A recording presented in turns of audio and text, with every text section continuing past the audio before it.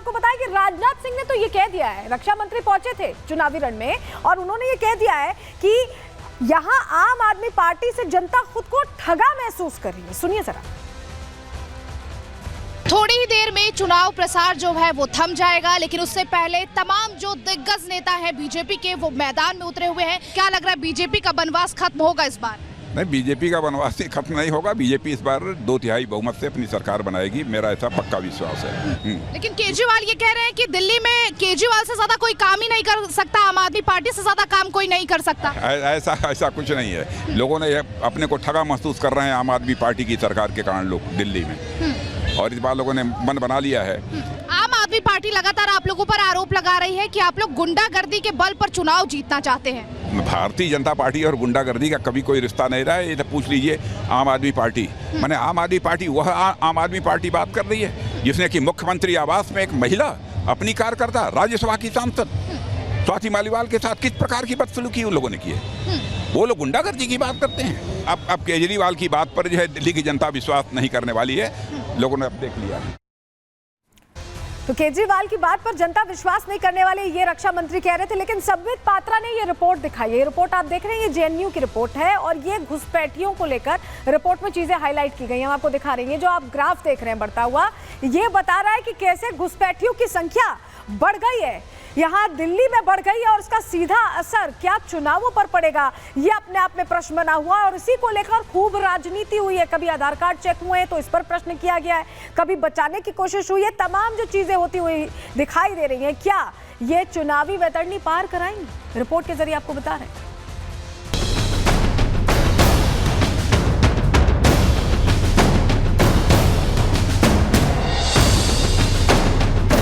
ये fake voter बना करके ये बांग्लादेशी और ये रोहिंग्यान जो हैं, ये हमारे इलेक्टोरल सिस्टम को डिस्ट्रॉय कर रहे हैं, डिस्टर्ब कर रहे हैं। 31 मार्च 2026 को इस देश से हम नक्सलवाद को भी समाप्त कर देंगे, समाप्त। दिल्ली के सियासी माहौल के बीच एक बार फिर बांग्लादेशी घुसपैठियों को लेकर राजनीति गर्मा गई है। वजह थी बीजेपी सांसद संबित पात्रा की प्रेस कॉन्फ्रेंस, जिसमें उन्होंने जेएनयू की 114 पन्नों की रिपोर्ट दिखाते हुए दिल्ली की आम आदमी पार्टी सरकार पर जमकर निशाना साधा। ये जो इलीगल इमिग्रेंट्स हैं, ये बांग्लादेश से और म्यांमार से, बांग्लादेश से आए हुए इलीगल इमिग्रेंट्स और म्यांमार से आए हुए इलीगल इमिग्रेंट्स जिनको हम रोहिंग्यान्स कहते हैं, तो ये बांग्लादेशी घुसपैठिए और रोहिंग्यान घुसपैठियों का दिल्ली से क्या सरोकार है, दिल्ली के राजनीतिक पटल पर उसका क्या असर है। रिपोर्ट को पढ़ते हुए संबित पात्रा ने दावा किया कि बांग्लादेशी और रोहिंग्या घुसपैठियों की वजह से दिल्ली में मुस्लिम आबादी बढ़ी है, जिससे राजधानी की डेमोग्राफी में बदलाव आया है। दावा किया कि जो दिल्ली आज से 10-15 साल पहले थी, वहां अब चोरी चुपके डेमोग्राफी बदलने की साजिश हो रही है, जिसे कुछ राजनीतिक दल बढ़ावा दे रहे हैं।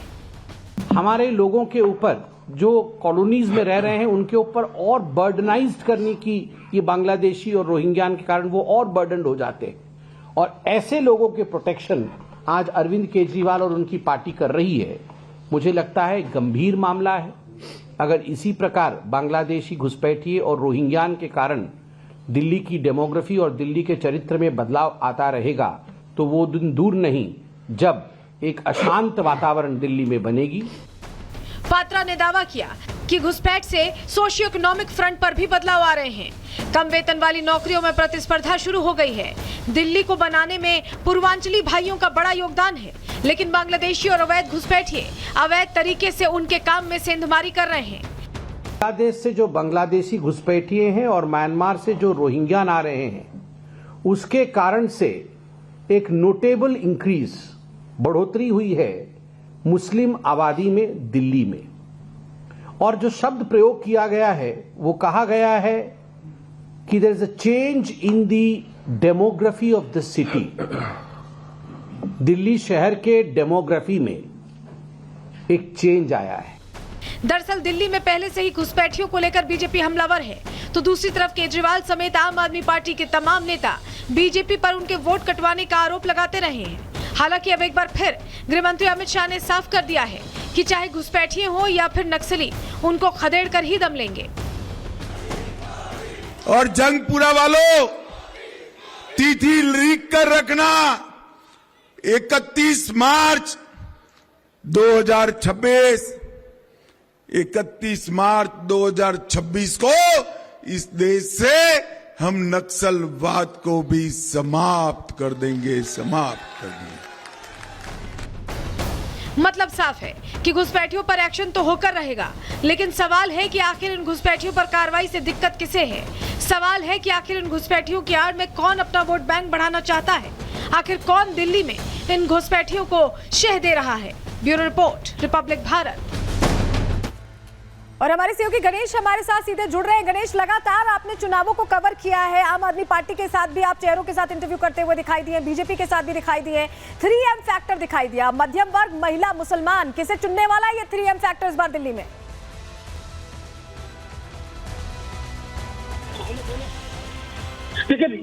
देखिए, दिल्ली विधानसभा का चुनाव इस बार पूरी तरीके से यूं कहें कि सब जगह जिस तरीके से चुनाव की तारीख घोषित नहीं होती है, तो उससे पहले रेवड़ी की चर्चा शुरू हो गई थी।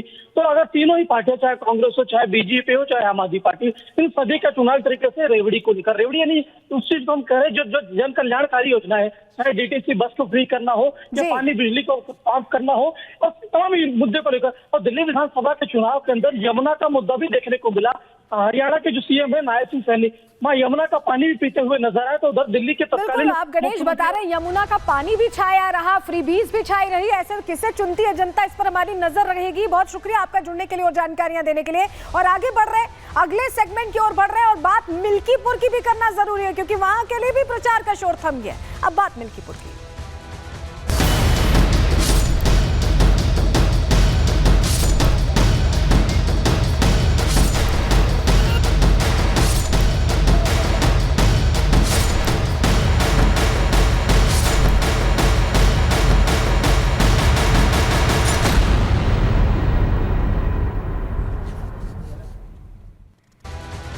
मिल्कीपुर की लड़ाई यहां नाक पर आती दिखाई दी इस बार इस चुनावों में, क्योंकि जहां लोकसभा चुनावों से उत्साहित सपा को यह लगा कि मिल्कीपुर जीत लेंगे, तभी जो फैजाबाद सीट जीती है उसको वो कहीं ना कहीं बता पाएंगे कि तुक्के वाली जीत नहीं थी। वहीं बीजेपी के लिए, योगी आदित्यनाथ के लिए इसलिए नाक की लड़ाई बन गई क्योंकि बताना चाहते थे कि अयोध्या नहीं जीता आपने, फैजाबाद जीता था, अयोध्या हम जीतने वाले हैं। और ऐसे में पूरी ताकत दोनों ही पार्टियां, सपा और यहाँ बीजेपी झोंकती दिखाई दी। तस्वीरें इस तरह की सामने आई जहां लगा कि पूरी ताकत दिखाई गई है। लेकिन आपको बताते हैं कि मिल्कीपुर का ये जो चुनाव है ये इतना दिलचस्प क्यों है और क्या यहाँ तस्वीर बदलने वाली, क्योंकि राजनीति यहाँ अलग पैमाने पर जाती दिखाई दी। जहां वार पलटवार का दौर तो हम देख ही रहे थे, वहीं रोने वाली राजनीति भी दिखी, तुष्टीकरण वाली राजनीति भी दिखी और बयानी राजनीति भी दिखी। कैसे ये दिलचस्प रहा मिल्कीपुर, चलिए जानकारी आपके सामने रख रहे हैं। आपको बताते हैं मिल्कीपुर उपचुनावों के लिए प्रचार का शोर देखिए थम चुका है और यहाँ जुबानी तीर जमकर चले, आक्रमण जमकर हुआ है। सपा मुखिया अखिलेश यादव ने आज रैली को संबोधित किया, पहुंचे थे और उम्मीदवार अजित प्रसाद के समर्थन में वोट मांगते दिखाई दिए। कल सीएम योगी आदित्यनाथ ने भी मिल्कीपुर में रैली की थी, जनता के बीच पहुंचे थे और सपा और अखिलेश यादव पर जमकर उनकी तरफ से निशाना साधा गया था। बीजेपी और सपा के लिए ये प्रतिष्ठा का चुनाव बन गया है और यही वजह है कि अखिलेश यादव आज जब चुनावी रण में पहुंचे तो उन्होंने कहा कि ये चुनाव नहीं, चुनौती है। इस चुनौती को कौन पार करने वाला है, रिपोर्ट के जरिए आपको दिखा रहे हैं।